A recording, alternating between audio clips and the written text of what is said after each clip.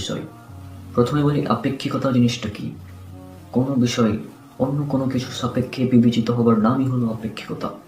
সাধারণভাবে আমরা মনে করি আমাদের এখানে 5 মিনিট সমান মহাকাশেও সেই 5 মিনিট একই পরিমাণ সময়, আমাদের এখানে 5 মিনিট, আমেরিকাতে সেই 5 মিনিট একই পরিমাণ সময়। কিন্তু না, সময় ভর এবং গতিবেগের উপর নির্ভরশীল। সুতরাং ভর এবং গতির উপর নির্ভর করে এক স্থানের সময় কমে যেতে পারে অথবা বেড়ে যেতে পারে। অর্থাৎ আমাদের এখানে 5 মিনিট, মহাকাশে সেই 5 মিনিট একই পরিমাণ সময় নয়। আমাদের এখানে 10 মিনিট, মহাকাশে সেই পরিমাণ সময় 5 মিনিট হতে পারে। বিংশ শতাব্দীর বিখ্যাত বিজ্ঞানী আলবার্ট আইনস্টাইন 1905 সালে তার বিখ্যাত থিওরি অফ রিলেটিভিটির মাধ্যমে এই বিষয়টি ক্লিয়ার করেন যে সময় একটি আপেক্ষিক ধারণা।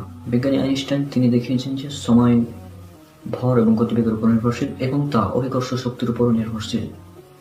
সুতরাং বর্তমানে এটা প্রমাণিত যে পৃথিবীর সময় এবং মহাকাশের সময় এর ব্যাপারটা একেবারে আলাদা। পৃথিবীর কাছে সময়ের পরিমাণ এবং মহাকাশের সেই সময়ের পরিমাণটা একই নয়। একটি গাণিতিক উদাহরণ দিলে বিষয়টি একদম ক্লিয়ার হয়ে যাবে ইনশাআল্লাহ। এটা হচ্ছে ইন্টারের ফিজিক্সের একটা অঙ্ক। এটি আছে পদার্থবিজ্ঞান 3য় পত্রের 8ম অধ্যায়, অর্থাৎ আধুনিক বিজ্ঞানের সূচনা। এই অধ্যায়ের টাইম ডাইলেশন অংশের অঙ্কে আমি অঙ্কটি বলছি এবং আপনারা স্ক্রিনে সেটা ভালোভাবে দেখে নিন।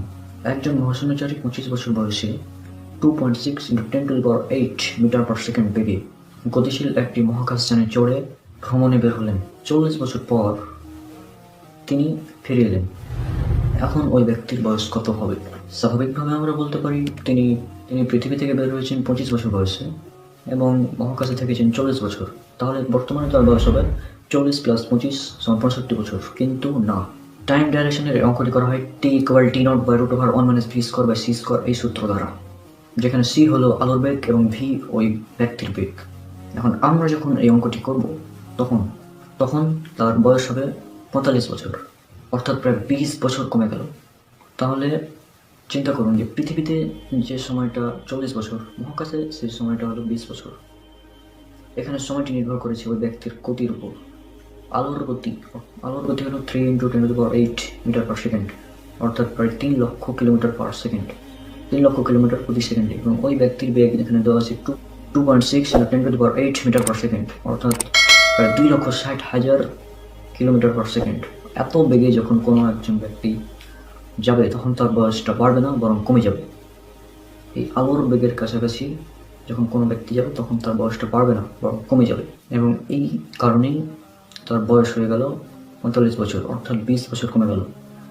তাহলে এখানে দেখুন, এখানে মূল বিষয়টা হচ্ছে যে পৃথিবীতে যে সময়টা 40 বছর, ওই একই পরিমাণ সময় মহাকাশে হয়ে গেল 20 বছর। এটি হলো রিলেটিভিটি অফ টাইম বা টাইম ডাইলেশন বা সময়ের আপেক্ষিকতা।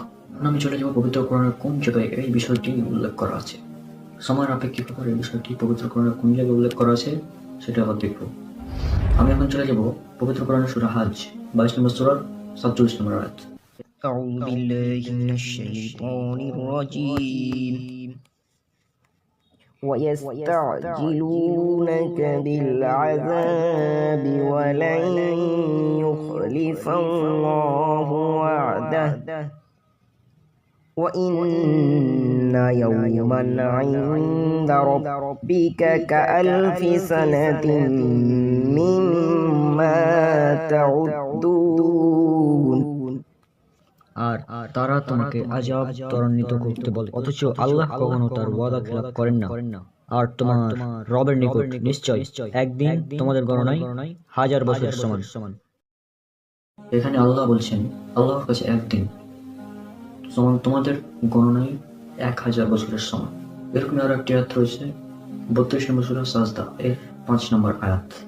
يدبر الأمر من السماء إلى الأرض ثم يعرج إليه في يوم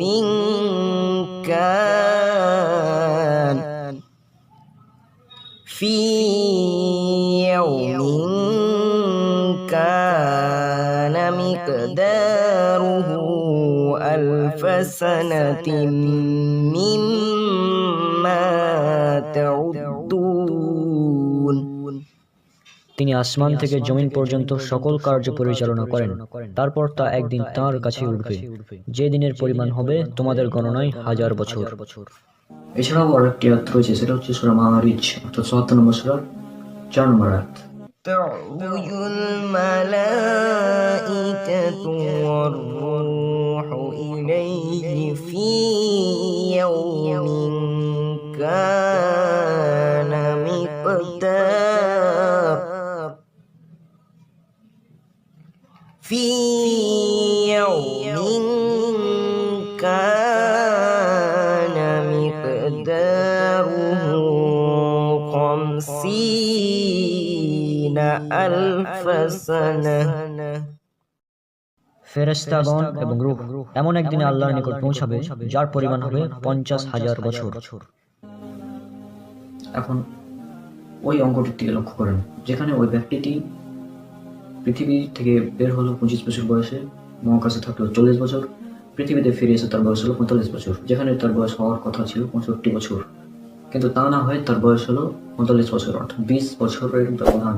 অর্থাৎ পৃথিবীতে 40 বছর সমান মহাকাশে 20 বছর। এই বিষয়টি হচ্ছে আল্লাহর কাছে একদিন সমান আমাদের কাছে 1000 বছর অথবা 50,000 বছর। অর্থাৎ সময় পরিবেশ ও পরিস্থিতি অনুসারে পরিবর্তনশীল। এটি হলো সময়ের আপেক্ষিকতা বা টাইম ডায়ালেশন বা রিলেটিভিটি অফ টাইম। তাহলে চিন্তা করুন, যে বিষয়টি 1905 সালে বিজ্ঞানী আইনস্টাইনের হাত ধরে প্রমাণিত হলো যে সময় একটি আপেক্ষিক ধারণা, সেই বিষয়টি পবিত্র কোরআনে আজ থেকে প্রায় 1500 বছর আগে কে বলতে পারে? এটা তিনিই বলতে পারেন, যিনি এই মহাবিশ্বের স্রষ্টা, আল্লাহ তাআলা, মহান রব্বুল আলামিন। তিনি এই কথা বলতে পারেন। অর্থাৎ আল্লাহ তাআলা জানেন সময় একটি আপেক্ষিক বিষয়, তাই তিনি তার পবিত্র কোরআনে সেটি বলে দিয়েছেন। এই জন্যই আল্লাহ পবিত্র কোরআনে বলেন সূরা হামিম সাজদা বা ফুসসিলাত সূরা নম্বর 41 আয়াত নম্বর 53, বিশ্বজগতে এবং তাদের নিজেদের মধ্যে আমি আমার নিদর্শনাবলী দেখাবো, যাতে তাদের কাছে স্পষ্ট হয়ে যায় যে এই কোরআন সত্য। তোমার রবের জন্য এটাই যথেষ্ট নয় কি যে তিনি সকল বিষয়ে সাক্ষী? ইনশাআল্লাহ পবিত্র কোরআন আধুনিক বিজ্ঞান সিরিজ এর আরো অনেক পর্ব আসছে। ততক্ষণ পর্যন্ত আল্লাহ তাআলা সবাইকে সুস্থ রাখুন। আসসালামু আলাইকুম ওয়া রাহমাতুল্লাহি ওয়া বারাকাতুহু। أعوذ بالله من الشيطان الرجيم سنريهم آياتنا في الآفاق وفي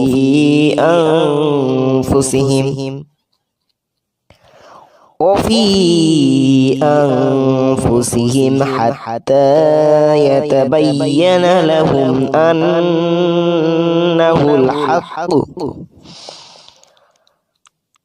أولم يكفي بربك أنه على كل شيء شهيد বিশ্বজগতে ও তাদের নিজেদের মধ্যে আমি তাদেরকে আমার নিদর্শনাবলী দেখাবো, যাতে তাদের কাছে সুস্পষ্ট হয় যে এই কোরআন সত্য। তোমার রবের জন্য এটাই যথেষ্ট নয় কি যে তিনি সকল বিষয়ে সাক্ষী?